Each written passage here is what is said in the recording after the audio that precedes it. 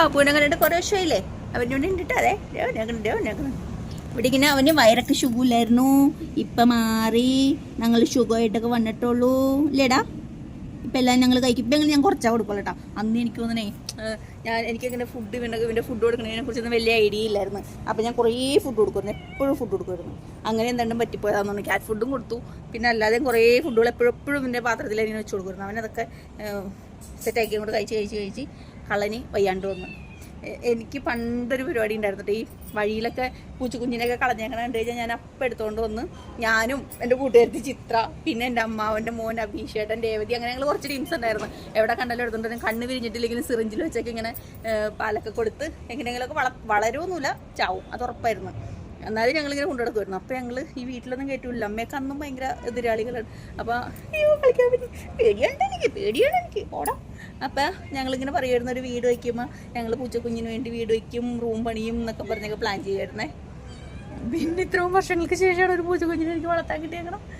അതെങ്ങനെ ഇവിടെയൊക്കെ അംഗീകരിച്ചു എന്നുള്ളതാണ് എനിക്ക് ഏറ്റവും വലിയ സന്തോഷമുള്ളൊരു കാര്യം. ഇപ്പം എനിക്ക് രാവിലെ എഴുന്നേറ്റ് ഇവരെ കാണണം. ഞാൻ ആദ്യം ഓടി വന്നിട്ട് എന്തെങ്കിലും നമ്മളിങ്ങനെ നോക്കിയിട്ട് അത് കഴിഞ്ഞാൽ പിന്നെ പാപ്പൂന്ന് പറഞ്ഞ് വിളിക്കുമ്പോൾ എവിടെ നിന്നെങ്കിലും ഓടി വരും. ഇച്ചിരി ഒന്നും ലേറ്റായി എനിക്ക് സങ്കടമായിട്ട്. പിന്നെ എവിടെയെങ്കിലും പോയി കളയുമോ എന്നൊക്കെ അങ്ങനെ ഒരു ടെൻഷനാണ്.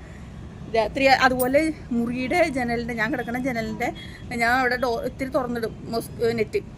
അപ്പോൾ അവിടെ വന്നിരുന്ന് കരയും. കഴിഞ്ഞ ദിവസം 2 മണിക്ക് എന്നെ വിളിച്ചെഴുന്നേപ്പിച്ച്. ഭയങ്കര കള്ളനാണ്. എവിടെയാടാ നീ 2 മണിക്ക് എന്നെ വിളിച്ചെഴുന്നേപ്പിച്ച്. അതുപോലെ അമ്മയുടെ മുറിയുടെ ജനലിൽ ഒക്കെ ഇങ്ങനെ പോയിരുന്നു. അവൻ കറിയപ്പോൾ പാപ്പു എന്നൊക്കെ വിളിക്കാൻ എനിക്ക് ഭയങ്കര ഒച്ചയിലൊക്കെ ഇരുന്ന് കറി കേട്ടോ. പാവൻ എൻ്റെ ചുണ്ടനാണ് എൻ്റെ ചുണ്ടരൻ. നിന്നെ ആൾക്കാരൊക്കെ തിരക്കണ്ടിടാ. എൻ്റെ നീ എന്റെയും തിരക്കണ്ടിടാ. നീ ചുണ്ടനാടോ ഞങ്ങടാ ഉണ്ടോ ആരും എടുത്തേ. ഭയങ്കര വികൃതി. എവിടുത്തെ മാവില തട്ടിക്കളിക്കലും പിന്നെ തവളേനെ പിടിക്കലും, തവളയുടെ പുറകെ ചാടുന്നത് ഇവർ ഭയങ്കര ഇഷ്ടമാണ്. ഇങ്ങനെയുള്ള ഹോബികളൊക്കെ ആയിട്ടാണ് പുള്ളിയുടെ നടപ്പെപ്പോഴും. പിന്നെ നമ്മളിങ്ങനെ വന്നിരുന്നാൽ മടി കിടന്ന് ഉറങ്ങാൻ ഭയങ്കര ഇഷ്ടമാണ്. എത്ര നേരം വേണമെങ്കിലും ഉറങ്ങിക്കോളും.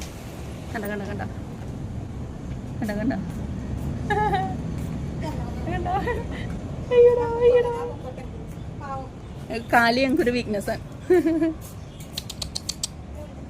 പോയി